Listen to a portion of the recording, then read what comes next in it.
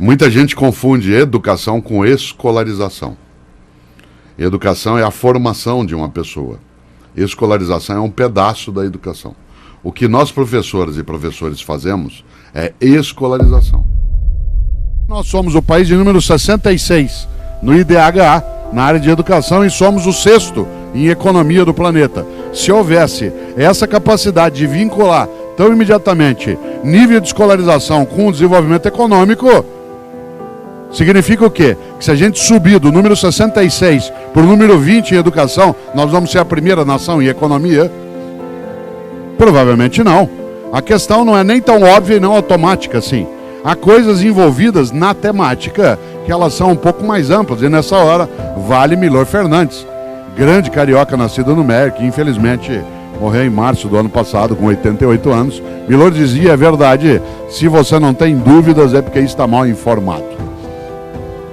Se você não tem dúvidas é porque está mal informado. É claro que eu não sou tolo, não desejo sê-lo ao fazer essa brincadeira em relação ao aluno coreano, mas o que eu estou querendo é relativizar algumas coisas que se colocam em relação ao peso na estrutura escolar, isto é, no equipamento escolar.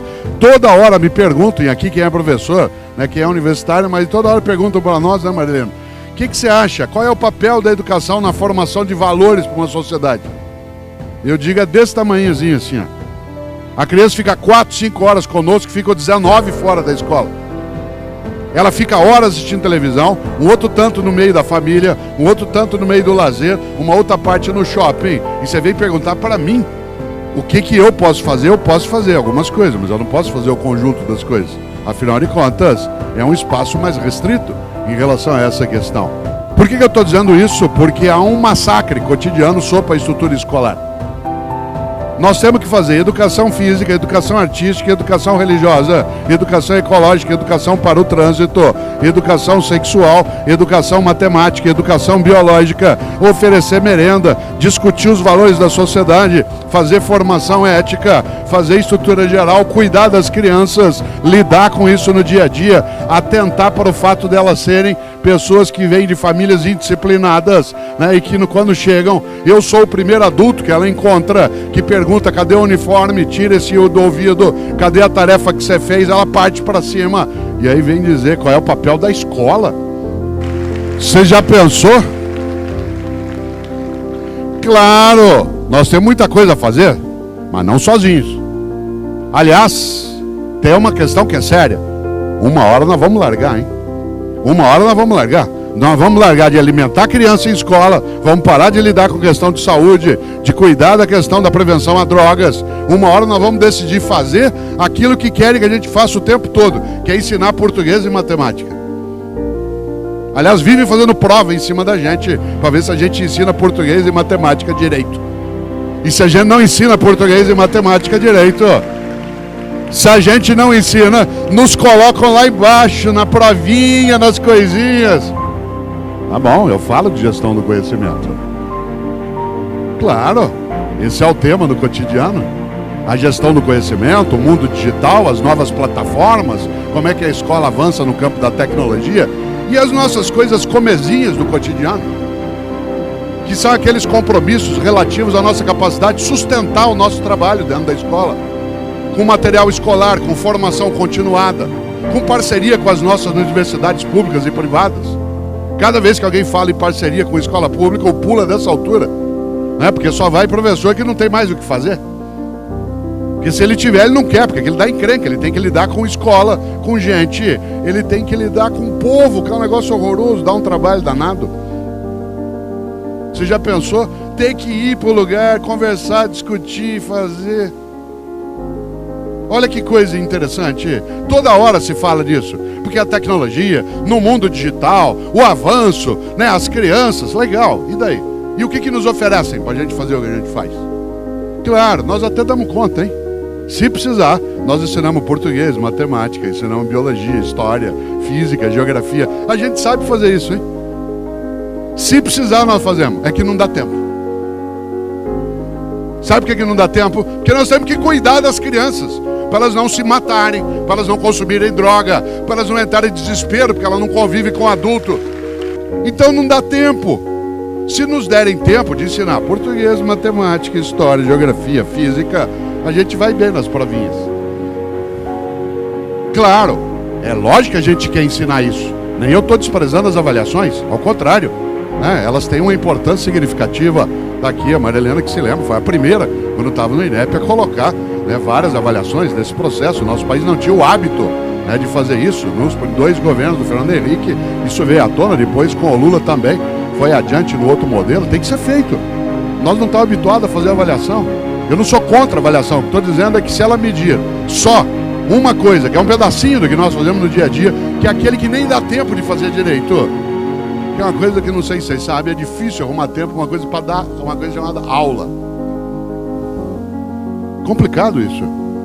Tem que acalmar as crianças, tem que fazê-las entrar direitinho, tem que fazê-las achar que é importante aquilo, numa sociedade que estimula a celebridade banal e vazia o tempo todo. E nós temos que dizer, estude que você vai crescer. E aí ele vê que quem não estuda cresce. Olha que coisa. Aí você diz assim, não, mas nós temos que fazer a semana de educação. Claro que nós temos. Nós temos que fazer, sabe para quê? Para a gente não ficar iludido em relação a algumas coisas. Claro que é necessário que a gente lide com o conhecimento científico, que a gente dê uma sólida formação, dê base de cidadania, solidariedade social. Tudo isso é decisivo. Mas, por favor, nos ofereçam condição para fazê-lo. E não é só salário, hein? Não é só salário, porque salário é uma questão importante, a Solange sabe o que significa. Nenhum e nenhuma de nós aqui é tolo da área de educação pública de imaginar. Eu fui secretário de educação na cidade de São Paulo, em nenhum momento eu tinha ilusão de que se eu reajustasse o salário em 100%, haveria uma melhora de 100% na área de educação. É óbvio que nós queremos melhores condições de trabalho, mas não é isso que nos gruda. O que nos gruda é, de fato, uma atenção com a educação que não seja cínica, que não seja apenas uma fala que é feita em alguns momentos, que seja uma coisa do cotidiano, isto é, um compromisso que não seja eventual, que nos apoie, nos estruture, com tudo isso que a gente tem. Um menino de 15 anos nosso entende o que o menino de 11 entende na Coreia, era para não entender nem o que o de 5 coreano entendesse. Se a educação está do jeito que está, como é que nós estamos só com uma diferença de 3, 4 anos assim?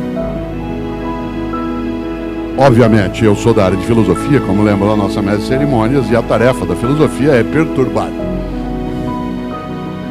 E é claro que eu aqui não estou de maneira alguma querendo colocar uma visão triunfalista sobre a educação, mas também não quero de maneira alguma que ela seja catastrofista. Isto é, que a gente esqueça de qual é o lugar certo em que as coisas estão.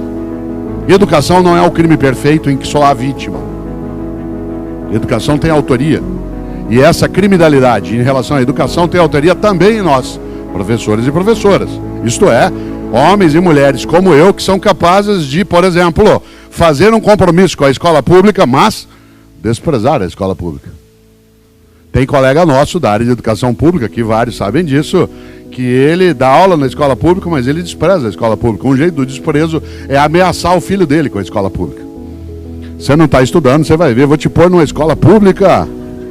Você vai ter que conviver com aquelas crianças lá, você vai ver como é que é. Ó, interessante. Aquela pessoa que fala do cidadão e da cidadania, mas ela não considera que a criança na escola, o pai da criança na escola é o dono daquilo. Por exemplo, na hora de fazer matrícula, não coloca bebedouro do lado de fora enquanto a família está na fila, não coloca banco de escola para sentar, fica tudo ali como se não fosse dono, atrás de uma vaga de algo que ele é proprietário. E a criança às vezes reclama da merenda. Tem gente que diz assim na escola, mas olha esse povinho, hein? Come de graça. De graça? Aquilo está pago e muito bem pago na tributação que é feita no cotidiano. E desse ponto de vista, tudo que for feito por uma sociedade contribuinte, tudo que veio dela, se volta para ela, não é doação, é devolução. Outro dia num debate, um pai me perguntava, professor, o que é que a família pode fazer para ajudar a escola na educação dos nossos filhos? E eu disse, olha pai, há uma inversão na tua questão. Não é a família que ajuda a escola na educação dos teus filhos, é o contrário. É a escola que ajuda a tua família na educação dos teus filhos, fazendo escolarização. Você tem 1, 2 crianças, e os tem durante 24 horas por dia, espera até o fim da tua vida. Nós as temos 30, 40 numa sala de aula, durante 4 horas. Se você supõe que com tendo só 2, né, você tem dificuldade de fazer, imagine se nós, né, com um conjunto de crianças, conseguiríamos substituir o que é a tarefa da família. Por isso, assim como hoje tem o personal trainer, assim como tem o personal stylist, para ajudar a pessoa a se vestir, alguns acham que tem personal father e personal mother. Isto é, gente que substitui o pai e a mãe nisso. Não, a tarefa de educação dos filhos é da família em primeiro lugar e do poder público de forma secundária. A escola faz escolarização. Por isso, se a família não cumpre aquilo que ela precisa cumprir, a escola não dará conta.